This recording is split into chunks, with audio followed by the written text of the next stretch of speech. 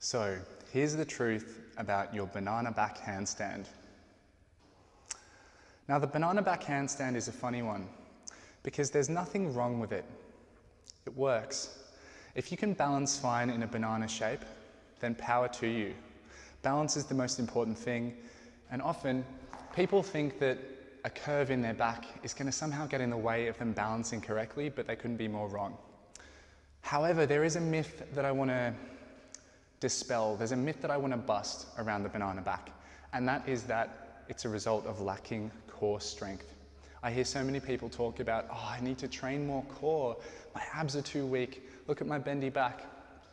But now that you know the center of mass over base of support principle, and now that you understand how the shoulders work, it follows that the only way to have a straight handstand is to have completely open shoulders.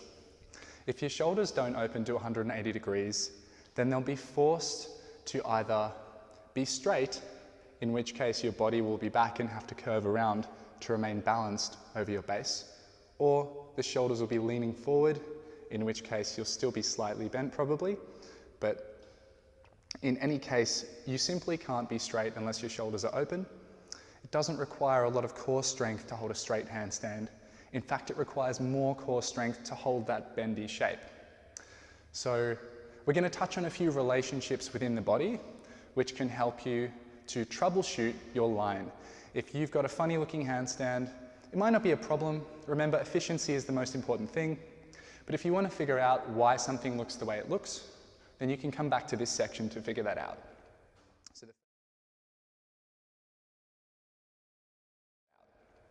So the first thing is the ribs.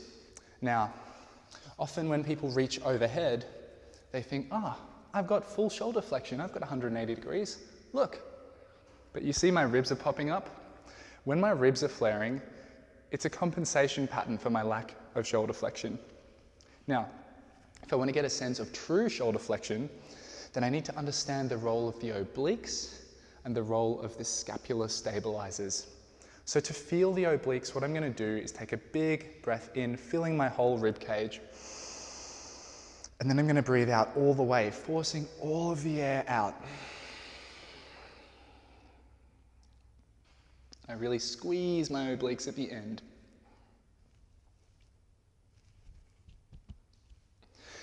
From there, you'll notice that your ribs don't pop as easily. They don't flare out as easily, and your mid-back won't arch as much. You're using those obliques to pull in the corners of the rib cage and to secure it to the pelvis, so this midsection is connected. Once you've connected this midsection, you'll get an idea of your true shoulder range. So we exhale, and then we lift the arm overhead.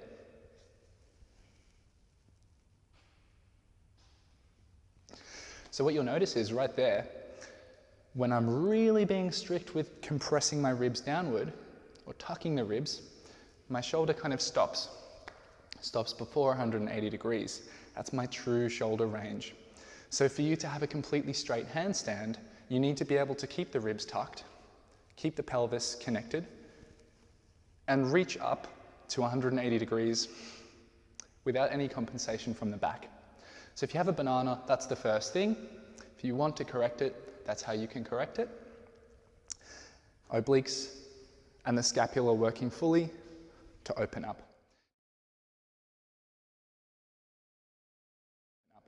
Now the next part is the hips, or the posterior pelvic tilt. So when I'm standing, my posterior pelvic tilt is this one. We explained this in the bodyline drill, but we'll recap here. So anterior pelvic tilt, posterior pelvic tilt. Now posterior pelvic tilt will flatten out my spine. And in flattening out my spine, I'm squeezing my glutes, and I'm contracting a little bit on the front, on my abs, to draw my pubic bone up towards my sternum. And in doing this, I connect the pelvis with the lower ribs, and I prevent the wobbly, wiggly lower back. This is a key one. So if your obliques and your scaps are working and your shoulders open, and then you connect your pelvis with your rib cage, you've almost covered your entire body. Everything's connected, everything's going to be functional, if not completely straight.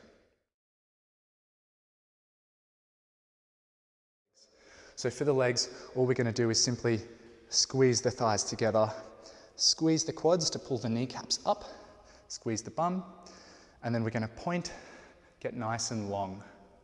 So what this means is that when you're in your handstand, you're reaching up, you're doing all of these things together. Again, it's just like the bodyline drill, but we're breaking these things down into parts in case you're curious about what's doing what.